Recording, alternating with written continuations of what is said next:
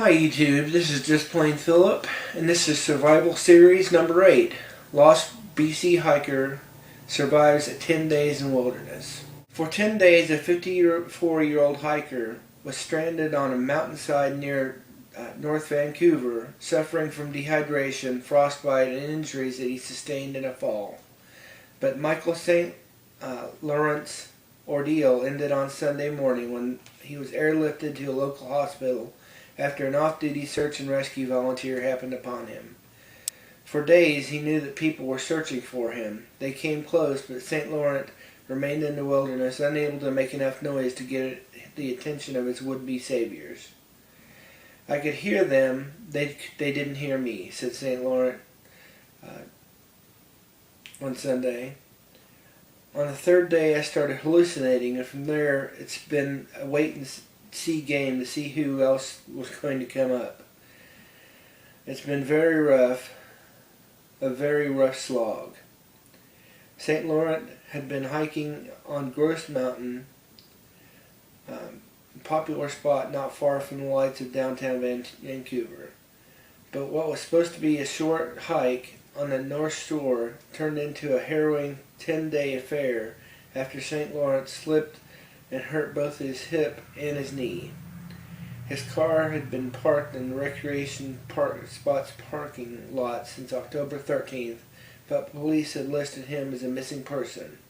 Since St. Laurent hadn't told anyone where he was headed, police weren't sure if he had gone out on the hiking trail or somewhere else.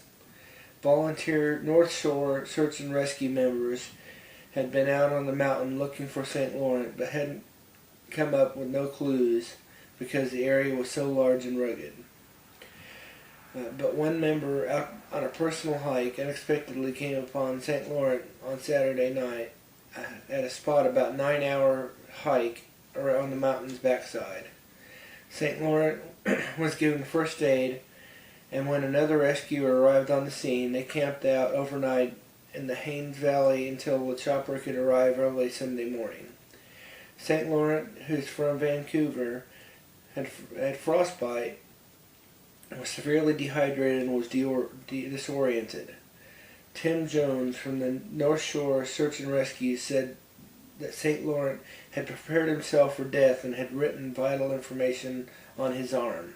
He'd actually resigned himself that it was going to be it for him, Jones said. Jones said that despite his injuries, St. Laurent is lucky to be alive. He didn't tell anyone where he was going. He didn't have a communications device, Jones said. He didn't do himself a lot of favors.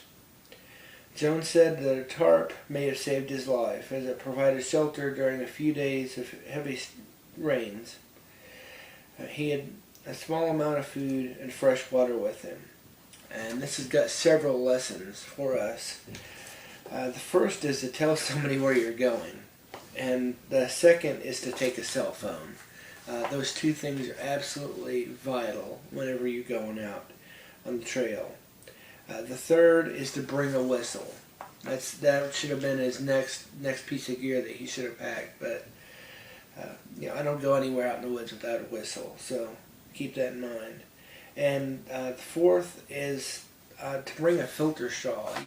You can pick them up for about $12 in the Survival and Army surplus stores. So there's no real reason not to go out in the woods without one. So go pick one up. And the last lesson is that you've got to have some kind of shelter to survive. You can only survive just a few hours. If you get wet and it gets down to 50 degrees, you can die of hypothermia. So shelter is absolutely necessary. Follow my Twitter feed at twitter.com/plainphilip. That's with 2 L's. Show me some love and click that like button. Post a comment. Subscribe to my channel or just send me a message. I'd love to hear from you. Thank you for watching, and God bless.